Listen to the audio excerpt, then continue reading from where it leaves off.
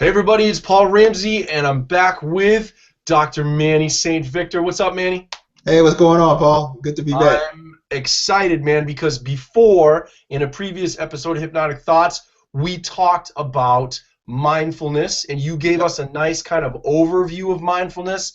And today we get to go into I first thought was deeper, but maybe not so much deeper as more practical exploration Yeah. of mindfulness. You think that's a nice way to say it? Yeah, I'm gonna go ahead and call it micro mindfulness. I like the sound of that. I think what we'll do is mindfulness that you can fit in your pocket. Because a lot of times That's people hear, nice. yeah, yeah. I'm waiting for Bill. Was it Steve Jobs' lawyers to come around here like rounded edges on an iPhone or something. Like, what's in your pocket? It wasn't songs, man. But yeah, what I'm looking at is the biggest request that I get from people is, okay, what's the deal with this mindfulness thing? Is it going to be relaxing, super relaxing? Is it going to feel like levitation and whatever? Nah, dude, it's just there. It's just there. And when you realize it's just there and you take the mystery away from it, it becomes a pathway to health, a practical pathway to health. And that's kind of what I want to do with it. Okay, so where do we start? Okay, there are two. If you Google mindfulness, you're going to get two exercises. So I want to start off by describing those two exercises, not in no closed eye yoga style or anything, just talking through them, briefly looking at why they are considered mindfulness exercises, how they differ, and then we'll look at maybe two or three more examples after that, depending on how much time we have. Okay? Okay. Exercise number one. You'll always hear about a 5-minute breathing exercise. They tell you find a relaxed position, lie on your back, put your hand on your belly, and the hand on the belly is to notice that you're breathing. So a lot of people need that kind of measure. And you take a deep breath in, counting to 5. Let the deep breath out, counting back from 5 to back to 1. Now, what I found helpful with this one is with my son, I say to him, all right, lie on your back, get comfortable, get relaxed. And he's 9, so if this is too challenging, just try a little harder. Lie on your back where you won't be interrupted. That part's important because your state of mind is important if you're going to be mindful. Now, startles don't help. You put your hand on your belly and you take your deep breaths in. You take a deep breath in, counting to 5. But as you're counting to 5, I like to visualize that I'm in the middle of an ocean and I do a inhale like I'm trying to suck the ocean in because it adds a second visual layer. And I like wave metaphors. And on the way out, imagine that you're breathing out so that you can feel the ocean all the way back to the level that you inhaled. You pay it forward, replace what you took out. Okay. And you do that. Now, that's one mindfulness exercise. And that's sort of a focused attention exercise. That's one style. Style 2 is what they call a body scanning exercise. What you want to do is, once again, get somewhere where no one will come up and startle the life out of you. And lying down is helpful. Some people like to sit down with their feet flat on the ground in a relaxed, comfortable chair. And starting at your feet, you squeeze and you relax your toes, your feet, your calves, your thighs. But as you do each one, all the way up, you take the time to feel the muscle contraction and the relaxation. Now, you focus on each one. When you squeeze with your toes, you hold it, you feel the pressure, and you relax. And some people don't like to do the clenching type, and they just like to scan upwards. And that's also a body scanning exercise. Now, the difference between a focused attention exercise and a body scanning exercise is that in the focused attention exercise, your goal is to focus on the breathing. Now, no better time to realize how much swapping your brain does than when you have one simple task to stick to.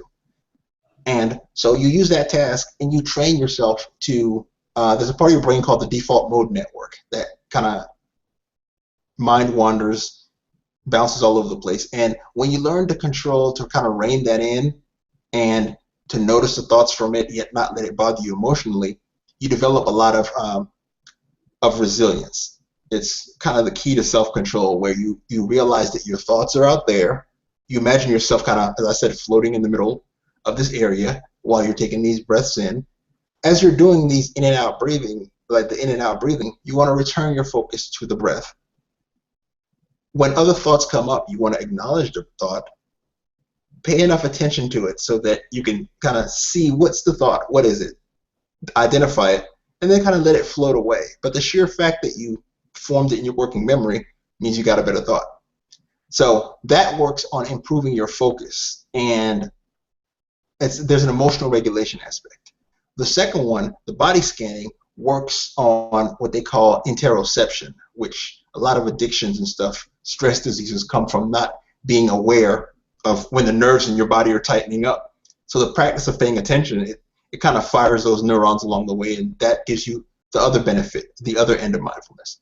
So those are the two exercises. How are we doing on time? Because I want to shoot. We're good. We're about 5 minutes in so far, so we're good. Awesome. Yeah, I just want to tell you real quick. Yeah. So this is why I love that we've found each other, like, because our worlds seem like different worlds, but both things that you've just said, I know that hypnotists already do, and they don't talk about it the way that you talk about it, but somehow they've found those same things. You know, like it's commonly taught.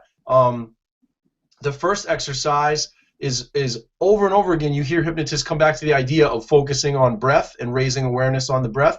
And then the second one, the progressive relaxation induction, is a popular induction with a lot of hypnotists. And there's different ways to do it, but one of the common ways is to totally do what you said, is to have them start at the top and work down, or start at the bottom and work up, tensing and releasing all the way up through. So that's here coming from someone outside of my community. That's awesome to hear that it's used elsewhere, because I thought it was just geekerific. You know, I thought it was neurogeekerific, which is okay, but you know. But so we have those two. Now, once you have those two, one in your left pocket, one in your right pocket, you have the two forms of kind of being aware of your neurons firing. Your brain works on these firings. The more you fire and the more you attend to it, literally attention to a firing is what brings it to consciousness, and that's what does the myelination. That's how you get increased in white matter. Okay, and white matter leads to your neurons communicating 10,000 times faster. So that's the benefit. Now, let's real quick, I'll give you 3 more examples, and they're deconstructed the same way. Another example of a mindful exercise is barefoot walking outside. Now, really? Yeah, because when you have your shoes on, your shoes desensitize you because you can do all that thumping and whatever. Barefoot running, you know, and it's good because you still get mindfulness of activation of your muscles and, you know, your breathing and uphill and whatever. But you go barefoot running, you're focused on that ground, trust me. Okay, you've got a level of focus where it's not about the headphones, it's about the glass, it's about the rock, it's about that pebble. And when you do a barefoot walk I try to spend as much time barefoot in my house as possible, because when you're barefoot walking, you are getting all of that data. Like the underside of your foot, that's super sensitive. Mm-hmm. You know, it's got to be, because it's a survival thing. You think about it. You know, so when you walk across the grass, make that the activity. Just think about walking across the grass. Now, the second mindful activity is eat a meal and stop when you're full. Super simple. How would you, if you're not good at mindfulness, how would you know when you're full and time to stop? Slow down. Right? Taste your food. And most people who are finding that they're having trouble controlling their weight, they find they eat compulsively. And there's 2 aspects of stress eating, stress alcohol consumption, and various other things. You find that before you do the thing, and addiction is about carrot and stick. Before you do the thing, your body will use the craving, okay? But you'll find that if you don't give into the craving, then the cortisol kicks in, the stress kicks in. You're like, I want it, or I'll ring your bell. You know, when you stop an alcoholic from the polite craving, they go into a different person, and it's not a happy glass of wine, please. You know, and your body uses those 2 things to trigger you going into the behavior. But if you increasingly develop a habit of slowing down during the eating, then you go from hedonistic eating and stress eating into like consumption for like utilization of the food. You slow down, you actually taste the food, and you're sending more information to your brain. Okay? Because your brain uses how much you're eating. Like usually it's stomach distension, which takes about 20 minutes to get the signal to your brain, and by then you're bloated. But if you slow down, you get that signal. Okay? Now, I'll give a third one, which is similar to the breathing exercise, but makes people feel like they're Karate Kid or like a ninja or something. Dark room, you sit down, you light a candle in the middle of the room, and you sit down in one corner of the room, and you just focus on the candle in the darkness. Yeah. Now, once again, anytime you focus on one single item, other things come to mind. Where the mindfulness kicks in is, and as a side note, consciousness is working memory. So most mental illnesses, if you develop a mastery of your impulses, your working memory so that you form your representations, or so that you can do cognitive reappraisal, which is form one representation before you react to it emotionally, get angry, break someone's window or whatever, undo that representation and think to yourself, well, what if it wasn't that which is making me upset, but what else could it be? That. Okay? I'll give you an example. You know, I often have patients with anger issues where they interpret a situation as an insult and immediately they go into a narcissistic rage. But if you can teach that person, what else could that person have meant? What else could have been the intention? Because we infer intention. We don't really hear the message. We hear what the heck you meant to say to me. So before they fly off the handle, if you say, just take a breather and think of an alternate meaning, an ulterior motive, but a good one. And so if you get into the habit of doing that with something as simple as a candle and your innocuous thoughts, you'll find that you're able to do it when road rage kicks in, when the guy cuts you off. You think to yourself, well, maybe he's in a hurry instead of hating me directly and being part of this conspiracy to derail me off the road. The habit of being able to spring into another thought, you develop that in your private mindful time when you're not feeling threatening, you're not, there's no danger, and you build the myelination so that you can do it in times when you're threatened. Okay. So those are the 5.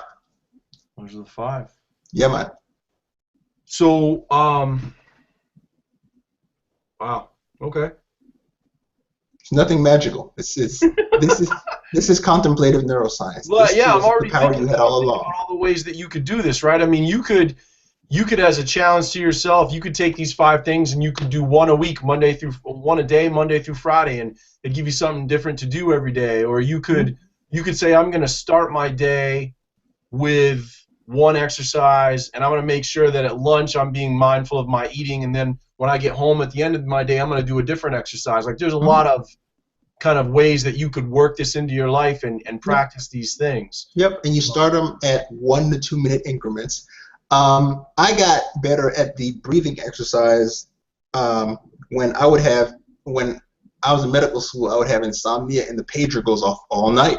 And I'm one of those people where after I've had a moment of excitement, it was hard for me to get back to sleep. So I'd end up with these 36-hour shifts where I hadn't slept and be like, not good. So I started experimenting with the breathing exercises when I got back to the room. Now, your breathing controls the pH of your blood. Your breathing controls just about everything in your body. It controls your perception of the environment. That's why I tell you take a deep breath and relax and count out whatever. It changes your pH. It changes the transcription of the data through DNA. So it's the most important thing that you do. Stop breathing for a little bit one day and see. All right. Well, we're out of time, so I'm going to wrap us up. Hopefully, you guys, you see from the way that Manny's described these, they're not hard. They're accessible. You can do them quickly, and pretty much every single one he said, you can do privately. You can do it privately. You could do it publicly, and be like, people wouldn't notice you. So there's no excuse not to try these things, right? There's just no excuse. Yeah, there isn't. Yeah. So do this stuff, practice it, leave us some comments, and if you have questions, ask some follow-up questions, and we'll come back and we'll address those questions. But that's our episode for this week. 5 simple mindfulness exercises. Yep. Hope you guys dig it. I'm Paul Ramsay. I'm Dr. Manny Cyanide. We'll see you next time at Hypnotic Thoughts. Yep.